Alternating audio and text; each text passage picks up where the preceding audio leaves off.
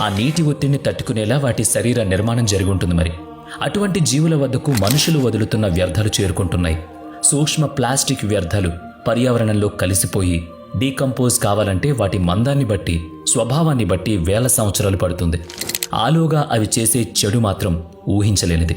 మనుషులు తాము వాడే సమస్త ప్లాస్టిక్ వ్యర్థాలు ఏదో రూపంలో సముద్రంలోకి వదిలిపెడుతున్నారు. వస్తువుగానే అడుక్కిపోనవసరం లేదు. సదరు ప్లాస్టిక్ వస్తువులు తయారీలో వాడబడిన పాలిథిన్ రసాయనాలు, వాటి తయారీలో వాడిన వివిధ రంగులు, తయారయ్యాక ఆ వస్తువులకు వేసిన రంగులలోని రసాయనాలు, ఆ వస్తువులకు అతికించిన లేబుల్స్తో సహా అన్నీ ప్లాస్టిక్ యొక్క వివిధ రూపాలు, వివిధ రసాయన పదార్థాల వేర్వేరు రూపాలు. ఇవన్నీ సముద్ర జలాల ఒత్తిడికి విఘటనం చెంది ఆ సముద్ర జలాలతో కలిసి సూక్ష్మ ప్లాస్టిక్గా సముద్ర జలాల్లో అతుక్కుపోతున్నాయి. జల ప్రవాహాలు వాటిని అక్కడి వరకు మోసుకు వెళుతున్నాయి.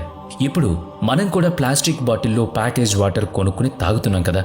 అలా క్రమంగా సూక్ష్మ స్థాయిలో ప్లాస్టిక్ మన శరీరంలో చేరుతోందని మీకు తెలుసా? మనం నిల్వ చేసుకునే ఉప్పు, పప్పు, నూనె, పాలు, పెరుగు, పిండి అన్నీ కూడా ప్లాస్టిక్ కవర్స్లో అందంగా ప్యాక్ చేయబడి నెలల తరబడి అలాగే నిల్వ ఉంచి మన వరకు చేరుతున్నాయి. కొందరు తిరిగి వాటిని ప్లాస్టిక్ డబ్బాలో పోసి మరీ నిల్వ చేసుకుని వాడుతున్నారు. ఈ అన్ని సందర్భాల్లోనూ సూక్ష్మ ప్లాస్టిక్ ఆయా పదార్థాల ద్వారా మన శరీరాల్లోకి చొరబడుతోంది.